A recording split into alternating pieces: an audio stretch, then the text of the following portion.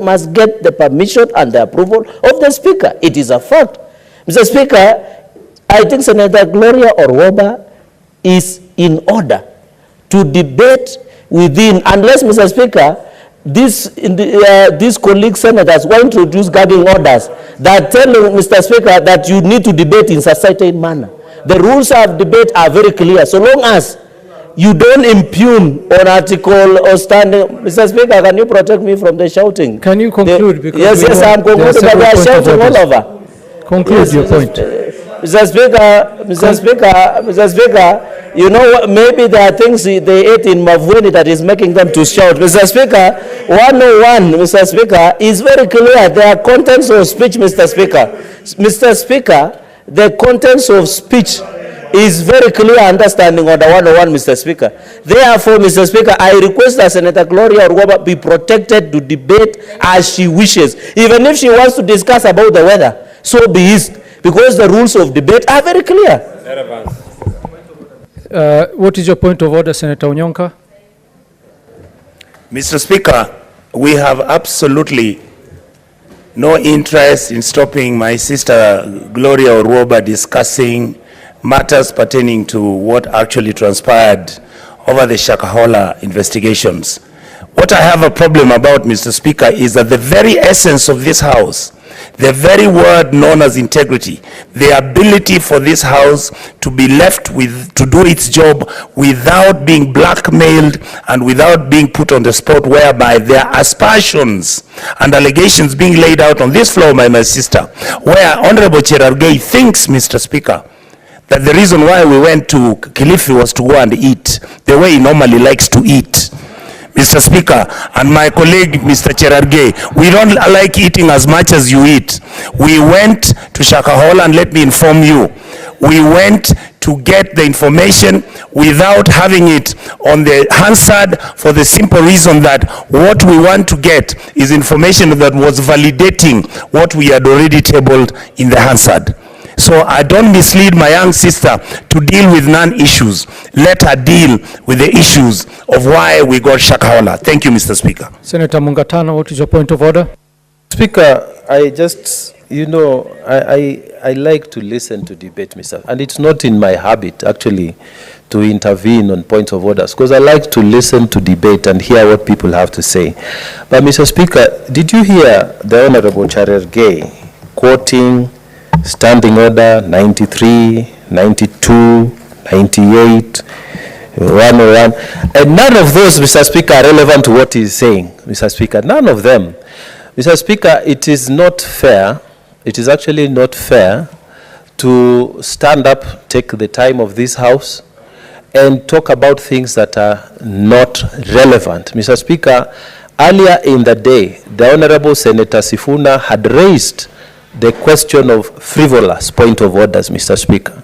And Mr. Speaker, we are requesting that we who want to listen be allowed to listen, not interventions that are not adding any value. And Mr. Speaker, guide the young senator to stick to the issues. They should not try to go back to rulings that have been made in this House. Mr. Speaker, this is a House of order.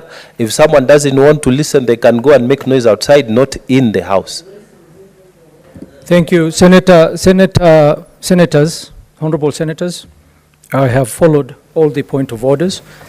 I would like to start by first of all cautioning Senator Gloria Orwoba and refer you to Standing Order 101-2.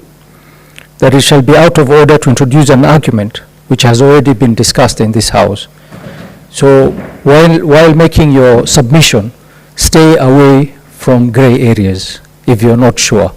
Senator Cherargei, I will refer you to Standing Order 120, irrelevant or repetition and quoting standing orders which were not relevant to your point of order. Well, you stated several standing orders. You should have stuck to the one which was particularly important to your point of order. So on that one, I will caution you. Senator Orwoba, please proceed with your submission. Thank you, Mr. Speaker. I stand guided. Allow me. And one more thing, Senator Orwoba. Yes. You did mention that you're still fairly new in understanding the standing orders. When a select committee is sent out, it is not necessary that it has to be recorded on Hansard or there have to be a secretariat. What is important is what is captured in the report. And that is why you're making your submissions now on the report. Mr. Speaker, I stand guided. And Mr. Speaker, for the record, kindly protect me. For the record, Mr. Speaker, let it be noted that all the standing orders that I mentioned, 197 to 228, guide us on matters business that is being connected under select committees.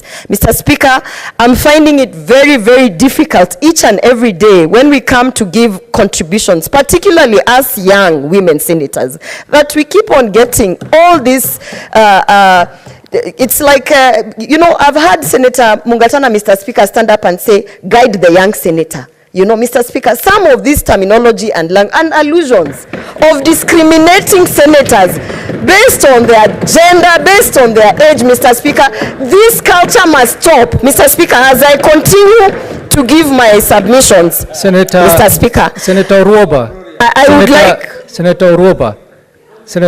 Just a moment. Senator Orwoba, just to understand, do you have an issue with being called young by Senator Mungatana? Mr. Speaker, referred as a young person? Mr. Speaker, it is the context with which the senators use it. It is demeaning. It is downgrading, Mr. Speaker, and we are tired. Mr. Speaker, allow me to continue with my submissions. Senator Mungatana, what is your point of order? Speaker, the Honorable Senator Orwoba, let me just say, the very, very Honorable Senator Orwoba actually said in her own submissions that we young senators who are novice, we are learning. Am I not in order, Mr. Speaker, to just say you are the young senator, having heard her say what she had referred herself to?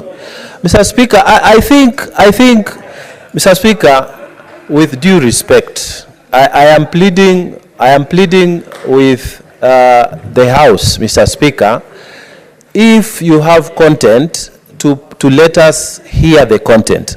We actually sat here, and there are so many senators here who want to hear content. We don't want drama. We just want to hear content. I thank you, Mr. Speaker. Thank you. Senator Cherargei, what is your point of order? It has been stopped. Mr. Speaker, on your direction standing on the number 1, and of course number 98 is point of order is a right. Mr. Speaker, what I want to know, and everybody knows, under this standing order, there is nowhere that says young or old senator. It says the senator. So, Mr. Speaker,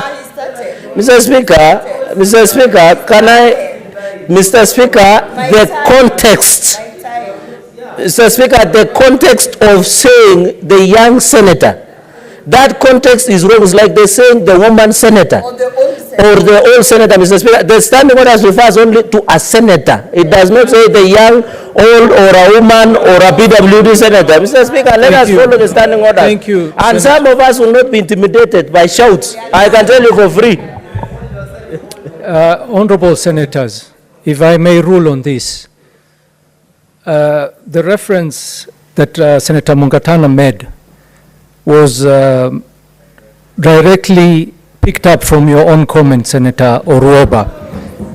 No, Orwoba, when you were making your submissions, you did declare that you're a novice senator, young senator. Don't engage the chair, Orwoba, just listen. This, what happened was, I mean, the phrase young or youthful is a terminology of fact. You cannot walk away from it. Now, the thing is, honorable senators, we all know of the old adage that says, you cannot have your cake and eat it too. Being youthful and young cannot only be used to your advantage. Parliamentarians also have the Young Parliamentarian Association, which I'm sure you also subscribe to.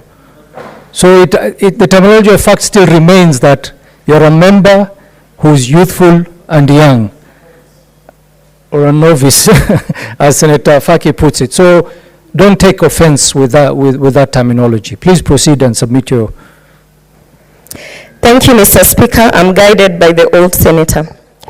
Mr. Speaker, I want to now stay away from the, as you said, I'm guided not to talk about whether or not it was against our standing orders.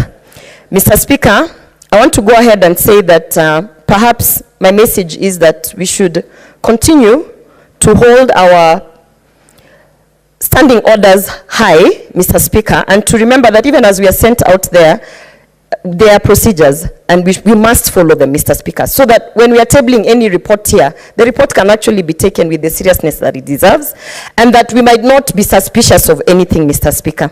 Having said that, Mr. Speaker, I want to say that for me, it is two things that have come out. In the report, there is a whole section where we are talking about cults, the definition of cults, and all of that, Mr. Speaker. But I have not seen a recommendation where the committee then says that we are going to legislate around the illegality of cults, Mr. Speaker. Because the problem that we have is not to regulate religious institutions. The problem that we have, and I have said this before, is that we have no legal definition of what constitutes of a cult. And we have no legal definition of what constitutes of cultic behavior. So therefore, someone wants to wake up and say, and I've seen in part of the recommendations that we must, recommendation 502, where they say that we must regulate religious institutions. Mr. Speaker, I ask this, and I am a Christian, but I ask this, who is going to play God? Who will now come and say, I am God, and I'm going to regulate Seventh-day Adventists, and from today you must eat meat? Or who is going to come in and say, I am God, I'm going to regulate the Catholics, and you are not going to use the rosaries and whatnot? Mr. Speaker, it is completely insane that, and this I find very disappointing, that a whole committee can sit down and say, let us regulate religious institutions. Where do you start, Mr. Speaker? Who